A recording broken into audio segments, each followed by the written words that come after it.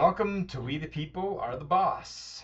This is the video that outlines who we are, why we exist, and how you can help.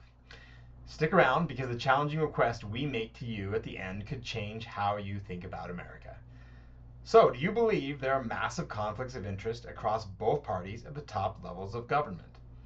Do you believe the wealth and income gap is a huge problem driving significant pain for the American people? Do you believe artificial intelligence poses an existential threat if not addressed wisely? Do you believe the outrage machine of the media and politicians increases tribalism and creates a contrived divide between Americans? If you believe all or most of these, you're going to love We the People Are the Boss. This video gives a simple overview of what we're about. The quick version is this. Our government and economic system, while incredible and the envy of the world in so many ways, have been constantly tweaked by the wealthy and powerful to be stacked in their favor, and the benefit to the average citizen of this country has been going down for decades. We believe the simple number of only 3% is all we need to make drastic change. I think you'll appreciate the plan when you see it. And we're focused on 5 core aims: clean government, a people's economy, artificial intelligence guardrails, an end to manufactured outrage by the media and politicians, a return to America as a generous and trustworthy global partner. Here we go. Let's start with the root cause. It's not bad people. Bad people have always existed and will always exist, just like good people. It's about a system with broken incentives that redirect the strength of our government and economic engine away from the people while disproportionately benefiting the powerful. When you have bad incentives, it results in bad behavior, which results in bad outcomes. There are many effects of this system of bad incentives, but here are the symptoms we are most focused on. 1. A government of bad incentives, which means Congress, our judiciary, and top-ranking members of a presidential administration have increasingly fewer incentives to serve the full population of the United States, rather serving smaller and smaller numbers of people and special interests.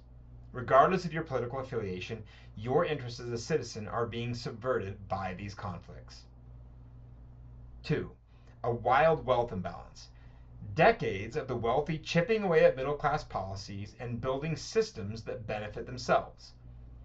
We don't blame them. Everyone wants more, and we want to encourage great businesses that drive economic gain for all.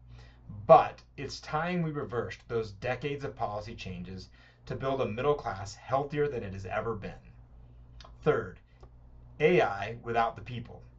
Artificial intelligence has the potential to transform society for good or ill. Right now, the policy discussions and legislative initiatives with people at their center are far too few and nowhere near thorough enough given the nature of the threat. 4. Manufactured outrage.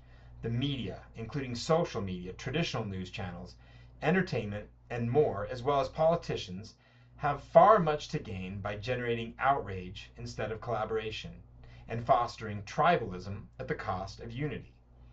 Profit and campaign contributions cannot be more important than facts and respect. 5th, eroding American trust.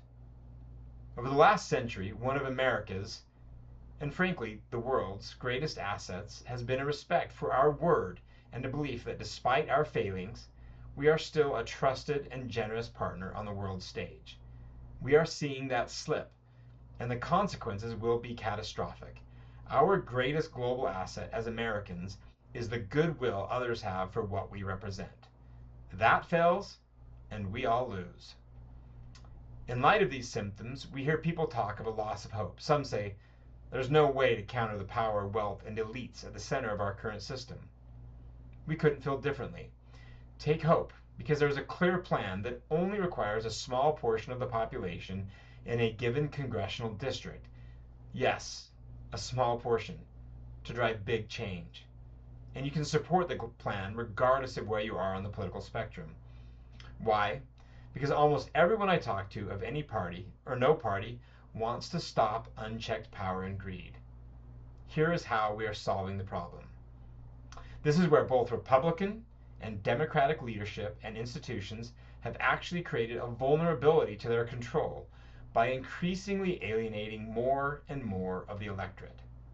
Both parties use aggressively manipulated ways of keeping the average voter from participating in who makes it to November elections, and therefore who is ultimately elected. Check out this article on how members of Congress are selected, and our view of how to flip the script. 3%. That is a number you should be focused on, and one that we are targeting. We only need a few percentage points of supporters to gain massive impact in Washington. 3% in districts with very tight races creates the possibility for highly impactful influence. And 10% in almost any district could utterly transform the outcome and result in drastic reform.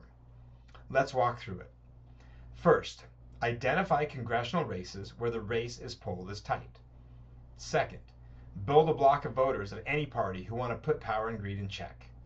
It need only be a few thousand people and could have Republicans, Democrats, any and all voters. This is where you can put aside culture war differences and finally agree on something: power and greed in our system. Third, that voter bloc commits to only vote for candidates who sign a pledge of reform. That pledge is a promise to check power once in office. Fourth, candidates who make it to Congress on that pledge commit to only vote for a bill when at least one concession from their pledge is included. More on those concessions in a moment. 5. The voter bloc holds the member of Congress accountable for their promise with rigorous pressure and public accountability. Remember, in a heavily divided Congress, just a small handful of Congress members either voting or not voting because of that concession could easily determine if a bill passes. And that is the crux of our power. Because we represent all people, regardless of party, we are essentially reforming how both parties work. And the system works with very limited actual representation. And we then begin to chip away with increasingly more substantial reform for how we manage power, wealth, and conflicts of interest at the top levels of our system. Now, to those concessions I mentioned. They align with our key symptoms in the shape of 5 key aims. And those 5 key aims are: clean government, meaning there are virtually no substantial conflicts of interest; a people's economy, where our economic gains as a country are distributed for the good of all, and we do not overcompensate any person or group for their contribution to that economic system. AI guardrails. We must move quickly here because the potential transformation of society from artificial intelligence is imminent. There's no guarantee of any of the changes AI promises, for good or bad, but the potential of AI requires that thoughtful and rigorous policy should be at the forefront of every citizen's mind. An end to manufactured outrage. If you think that liberals are terrible, you're wrong. If you think that conservatives are terrible, you're also wrong. Eliminating the incentives the media and politicians have to profit from outrage will immediately result in more collaboration and a consideration of the needs of all. A trustworthy and generous America. We have more wealth, power, and influence on the world stage than nearly any other nation. Using that influence for good is at the core of the America we all learned about in school. There's a long list of concessions we can demand across each of these 5 aims, and the plan outlined earlier is just the start to achieving them. Almost every average citizen we talk to agrees. Achieve those 5 aims, and America and all its citizens come out far better. And as we mentioned, we just start with 3% in a few choice congressional districts, and we move from there. That is, in a nutshell, what We the People Are the Boss is all about. Now, let's talk briefly about the type of people we're looking for to support us. You can be left. You can be right. You can be neither. That is not what matters. We look at it like this: are you politically healthy, or are you politically toxic? We want those who are politically healthy. How do you know if you're politically healthy? Well, you tend to ignore nearly all use of terms like "they hate America" or "the people of that party are traitors." You listen to news and media that represents both sides. You can state your opponent's views in a way that would say, They understand me, even when you disagree. You can criticize leaders of your own party for bad behavior. You don't use the bad behavior of your opponent's leaders to justify your own leader's bad behavior. You genuinely care for people politically different from you and want their happiness. You try to find ways you can agree on, not always where you disagree. You recognize that a healthy democracy requires really hard compromise, and you never get everything you want. There's a lot more I could say here, but you get the picture about what a healthy political approach is. Hopefully you can see these traits in yourself and deem yourself politically healthy. If so, you'll be perfect supporting us.